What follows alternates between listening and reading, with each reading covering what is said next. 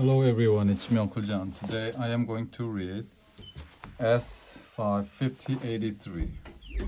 It's not my fault that the stars out of reach. One day, a day came that nobody wanted to come, but such days do arrive when the time is right. There is nothing we can do to stop them. Gran was getting very old. Now she was ill again. She was very sick indeed, and Mom and Dad were terribly worried. They took turns with Auntie Susan and Uncle Joe to sit with her in hospital. And every few days, Melissa, Daniel, or Kitty went too, because seeing the children cheered the Gran up a lot. To be honest, none of them liked going to visit because it made them so sad. But Dan said if it made Gran happy, that was far more important, and Kitty knew he was right. The weeks passed, and Kitty tried to get on with life in her normal way, which meant quarreling the usual small amount with Dan, Melissa, and all her friends, and telling Mr. Tubbs her troubles at night. Oh, and not cleaning out the hamster's cage in the hope that somebody else might do it, and then pretending she had forgotten. But life couldn't really go on as usual because of Bran. It was as if a dark, bluey-gray cloud hung over the house all the time, and no breeze could blow it away. That's what Kitty thought. She asked Mom if Gran was going to be all right, and could see from her face that it wasn't the right question. But a second later, Mom put a bright smile on, like a mask, and said, "Of course, Pat. How's your Gran, kid?" asked Rosie in school. Kitty shrugged, not trusting herself to speak. "She will get better, won't she?" asked Anita. "Of course she will," said William, but Kitty said nothing. That night, Kitty crept into Daniel's room when it was quite late and they both had their lights out. He was wide awake too. "Can I talk to you, Danny?" she asked. "Yes, okay, kid," said her brother. "Can you hear them downstairs?" "Yes, I've been listening." Through the floor, they heard a soft sound of voices and a little crying too. Mom was obviously very upset. Dad was talking to her. Kitty and Dan sat in silence for a while, just listening and understanding exactly what was going on, even if they couldn't hear the words. Then, can I ask you? Kitty began. He shook his head. "Please don't, kid. But you have to talk about things, don't you?" she wailed. "Otherwise, how can you understand them?" "I suppose so," said her brother unwillingly. "Granny isn't ever going to get better, is she?" demanded Kitty. "Yeah, she jolly well is," Dan said stubbornly, so that Kitty knew there was no point in talking to him anymore. Suddenly, she felt much older than her big brother, so she patted him on the shoulder, said good night, and tiptoed to her own room. Now Kitty felt very wide awake and didn't want to go back to bed. She pulled the curtain apart and looked out of the window. What she saw made her gasp. The whole garden, like all the other gardens that backed onto theirs, was silver and black. The moonlight was so bright she could see all the stakes of the fence and the piles of plant pots and the wheelbarrow in the corner and the shed, as if somebody had gone round the outlines with a Christmassy silver market. The moon hung in the sky like a great big glittering plate, completely round and much bigger than Kitty had ever seen it.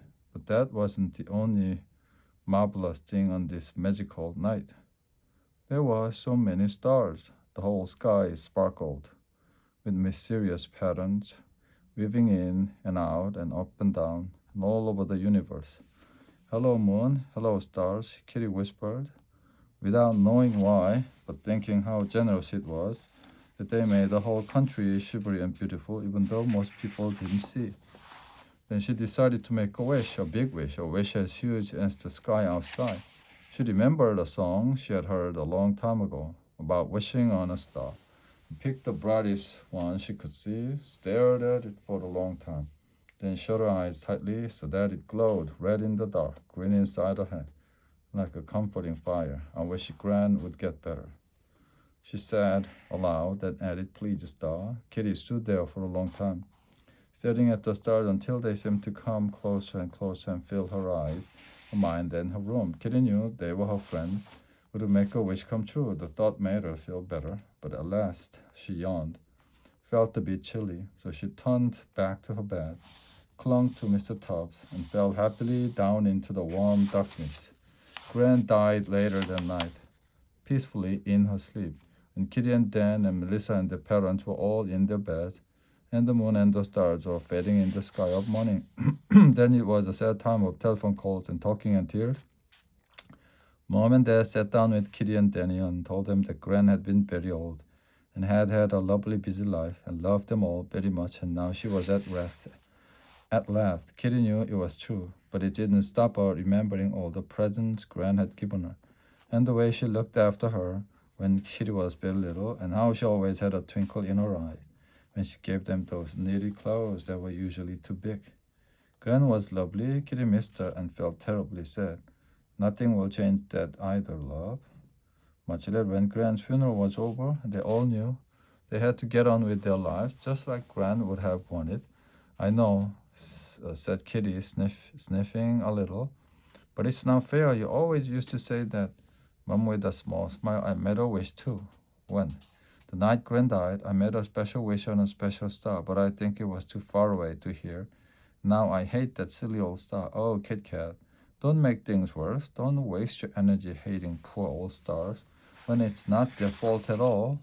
But I want to blame somebody. Listen, love, I decided a long time ago that the stars are out of reach.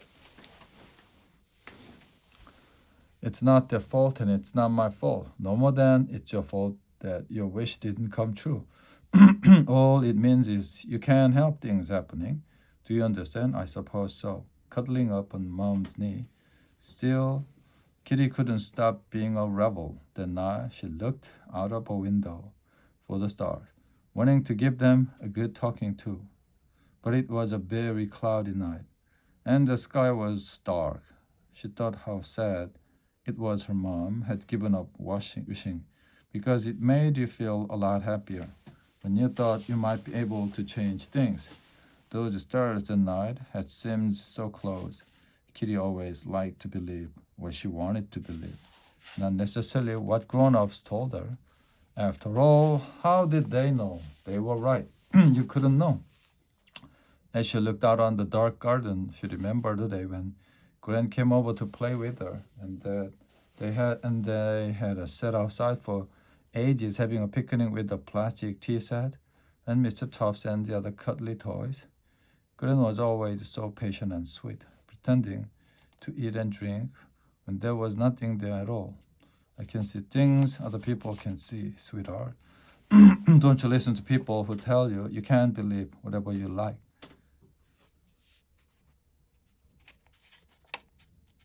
Kitty seemed to hear her now, saying that it was as if Gran herself was putting the wonderful idea into her head. The next day before school, Kitty counted the money in her money box. She pulled a face and went to find Dad. Please, will you give me some pocket money in advance, Dad? She begged. I need to buy a special thing for Mom. She knew he couldn't refuse, and he didn't. As luck would have it, William's mom was meeting them from school that day. Kitty asked if they could go to the toy shop in the high street. She wouldn't explain why, because she knew now that some secret plans are so special you spoil them by talking about them, like lighting a candle on a bright day.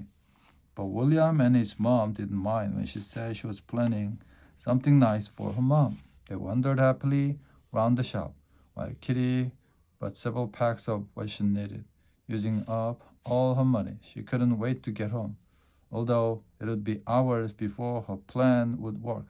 They had all eaten, and Kitty and Daniel had done their homework and watched a little TV when Mom told Kitty to go to bed. I'll come up and read you a story in a minute if you like. No, it's okay, Mom. I'm reading my storybook from school. I really want to finish it. You have a rest. Good girl, said Dad. Kitty kissed them goodnight, went upstairs. She got what she needed from her room, crept into Mom and Dad's bedroom, being very careful not to touch the cot Baby Tom lay fast asleep. The room was full of light from the landing. She could see what she was doing. It took some time for Kitty to finish. There was swirls and patterns. Remember, she wanted it to be just perfect. At last, she had finished, and she hurried back to her own room to put her pajamas on. The long wait began then, and it nearly drove Kitty mad. First, Daniel came up to bed, and Kitty heard him messing about next door for a long time. At last, his room fell quiet. Kitty could still hear the noises from downstairs. Luckily, Mom and Dad went to bed much earlier these days because they said they were tired out after all that had happened. So Kitty kept herself awake and waited. She knew their routine very well. She had heard Dad go into the kitchen to check that the back door was locked and fill the kettle ready for morning. Then they would come upstairs, put on their bedside light, change Tom's nappy. They would take turns to go into the bathroom. Mom would take ages putting on her face cream. Oh, please don't feel like a bath tonight, Mom. Luckily, Mom didn't. The minutes passed, and Kitty crept out of bed to stand at the door of her room, which was always slightly ajar, like a parent's door. She ached for the moment when they would settle Tom and finally put out the light. It was nearly time. She left the room and tiptoed across the landing. As silently as possible, click went the light. And she heard one of them stir and sit up. At the same time, Tom started a delighted gurgling and gooing noise. Look, love, said Desmond. Whoever whispers, Mom in wonder. Kitty couldn't stop herself. She peeped round the door to see that her plan had worked even better than she had imagined. The room was full of a ghostly silvery light, and all round the window as if they had swirled from the darkness outside. The glow stars glimmered on the wall. It looked so beautiful, Kitty didn't know whether she wanted to laugh or cry. Who? Kitty, of course, said Mom softly. I'm here, Mom. Of course you are. Three of them sat on the bed and looked at the wonderful wall of stars, and Dad got up and fetched Tom, who smiled and reached out to the glowing things with both his hands. Nobody spoke, but Daniel must have heard something, because now he appeared at the door of the room and came to sit on the bed too. Did Kitty do that? He asked. Who else? Why? Well, I wanted to prove something to Mom. She said the stars are out of reach, but I proved they aren't. You can't touch these stars, Mom. They all fall grand, said Kitty proudly. Of course, Mom couldn't say a word, but she didn't need to because Tom amazed them all by pointing and babbling.